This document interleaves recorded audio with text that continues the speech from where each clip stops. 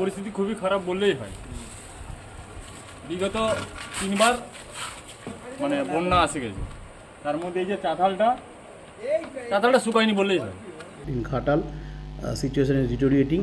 টানা বৃষ্টিতে ফের জলমগ্ন ঘাটালের বিস্তীর্ণ এলাকা, জলমগ্ন অন্তত 10টি গ্রাম। সংবাদ সংস্থা এএনআই এর প্রতিবেদন অনুযায়ী জলে ডুবে মৃত্যু হয়েছে দুজনের। যাতায়াতের রাস্তা থাকলেও গাড়ি চলার বা পায়ে হাঁটার উপায় নেই। যাতায়াতের একমাত্র মাধ্যম এখন নৌকা।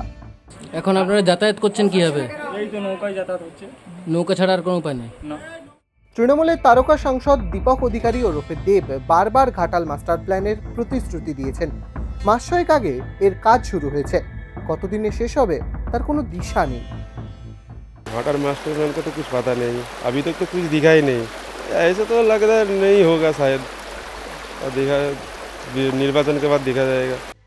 ঘাটাল ফের জলমগ্ন হওয়ার পিছনে একনাগাড়ে বৃষ্টিপাত ও বিভিন্ন বাঁধ থেকে জল ছাড়ার দিকেই আঙুল তুলেছে পশ্চিম মেদিনীপুর প্রশাসন।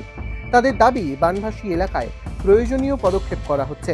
ঘাটালের এসডিও সুমন বিশ্বাস বলেন, We have arrangement done on medical teams are there, several medical teams are there. Animal treatment camp are being going on in field. And relief distribution camp is also going on.